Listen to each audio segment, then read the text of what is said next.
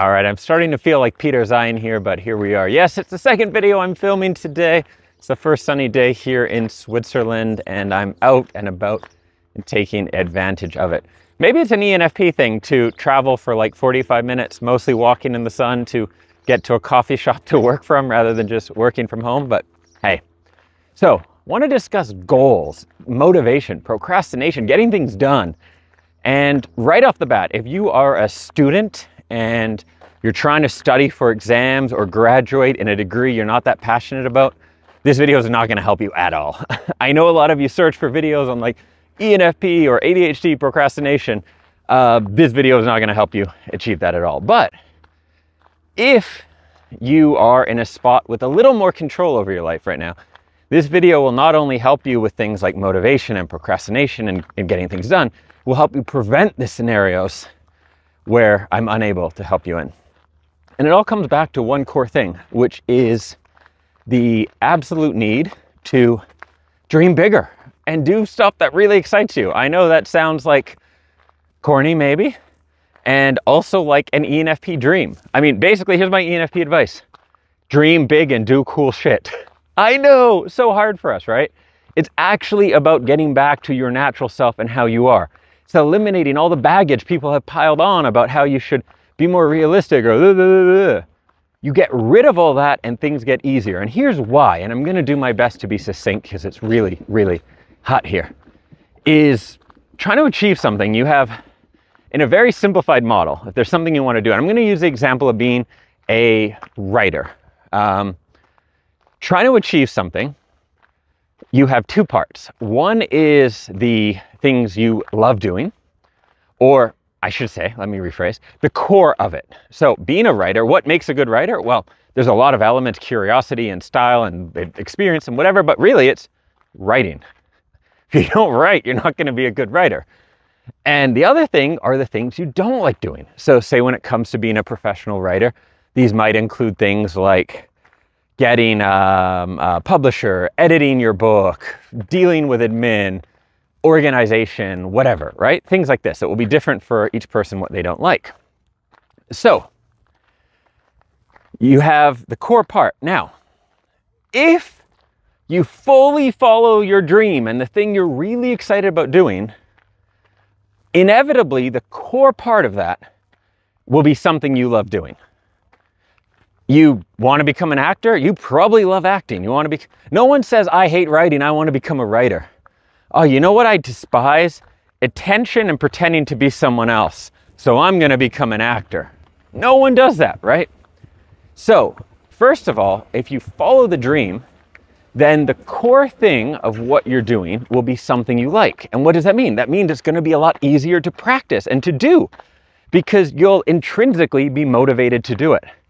So now you're going to get better and better at the core thing you need to do and have a lot more motivation because you know that when you succeed, that if you become a well-established writer, musician, actor, entrepreneur, coach, whoever, that most of your time will get to be spent doing the thing you love doing. And that is pretty awesome and pretty motivating, right? I'm willing to get out of bed real early and do some stuff I don't like doing today, if it means the next 30 years of my life, I don't have to do that stuff, right? Now, you want to be careful about getting in a trap there, and that might be a topic for another video I'll get into, but the core part is if your vision is something you love doing, then you'll be getting better and better at it. You'll be practicing, you'll be developing that core skill, and you'll be really motivated to achieve it because it means you get to spend your time doing the thing you love. Now, there's the second part of achieving many dreams and many visions, making them a reality, which is the stuff you don't want to do. Setting up the company, dealing with admin. With a book, it might be everything from getting an agent to, being a writer, to billing, to like whatever. There's all the things you don't like doing. Now, if you're pursuing your real dream, and you get to spend 6 hours a day doing your dream and 2 hours doing the other stuff, that other stuff is still going to suck. I hate to tell you. But you're going to be so excited about your core work, the stuff you love doing, that on a day-to-day basis, you'll actually have way more energy. You'll be fired up and you'll get it done. The other thing is you'll be inspired for the day when you're making so much money from the thing you love doing that you hire people to do all the other stuff. So because of that, you don't have to worry about doing all the other stuff in the future. And so you'll be really motivated to actually make the dream happen. If you settle, if you say, yeah, but you know, my cousin said maybe I should just not dream so big. And I do want to be a fiction writer, but instead I'm going to write corporate reports and white papers for businesses. It's still writing. It's not the writing I love. It involves a lot of research. It's not my favorite thing, but I'm going to do it. Well, guess what ends up happening? Guess what? You have a lot more of the stuff you don't like doing. That tires you, that weighs you down. You also don't have the stuff you love doing. Because if you want to write fiction, you're probably most motivated by things like character development, dialogue, telling stories, being really creative, all this sort of great stuff. And you're not getting any of that writing white papers.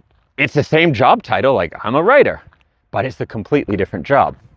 So now you're not getting any of the juice, none of the stuff that fires you up. And you have more of the stuff that you don't like doing that you have to do. So your day-to-day, more bad, less good, less energy, more procrastination. And there's the vision where you're like, well, what does 5 years from now look like? Writing more white papers. Maybe you charge twice as much. Maybe you vacation more. Maybe you have a vision where you say, hey, you know what? If I charge $250 an hour to write white papers, I can work 10 hours a week and live in Mexico and life will be great. Yeah, but you still have to do 10 hours a week writing white papers you don't like doing for the rest of your life. So you're not going to be very motivated to achieve that. Whereas if you think, hey, if I work really hard, in 10 years, I could just write fiction books. Like I could just wake up and think about characters. And I know if any INFPs are watching this, you're like, yes, that's a dream, right? I could just wake up and I could just write. And I'd have no headaches and no admin and just like, yeah. And that vision is something that you'd be willing to sacrifice for in the short term to make happen because that's so exciting. And that's ultimately why settling by doing things that appear to be realistic on the surface actually makes it less likely that you're going to achieve something and achieve your dream. Because not only if you choose to go the white paper route, are you obviously less likely to become a famous fiction writer or just a happy, satisfied fiction writer, but you're actually, I would argue, probably less likely to even become a successful white paper writer because you're just not going to have the energy and the motivation to make it happen. Because guess what? To you, writing white papers sucks and you're forcing yourself to do it. But there's some dork out there who's like, yeah, I get to write white papers, analyzing, whatever, right? And they're going to actually want to do that. So now you're competing in the market with somebody who loves writing white papers and you hate it. You're resentful. You're not motivated. You're waking up at 9:30, watching 3 hours of YouTube, eating, you know, some Milky Ways and then finally getting down to it at 1, hating your life. You're not going to compete with that super dork waking up at 7 a.m. like, yes, I get to write scientific analysis for a dental care clinic. So go out there, dream big, and then stick to it. Don't let people talk you into being more realistic. I cover this actually. There's a chapter in the ENFP Calling called Why Following Your Dreams is the Most Left Brain Thing Possible. Something like that. Where when you really break it down, dreaming big is actually more logically likely to succeed than being quote unquote realistic. And by the way, if you're new here, my name is Dan. I'm the author of the ENFP Calling, and I've been making videos here for ENFPs for almost a decade. I also coach ENFPs from around the world. I have a program called ENFP Unleashed you can check out, and I also do private coaching with a couple individuals every month. So if you're an ENFP, especially if you're a high-performing ENFP, someone maybe you have an established business, you've done really well in your career, and you're at a point where you're like, I am not being true to myself. I've been like grinding it out and not using my strengths.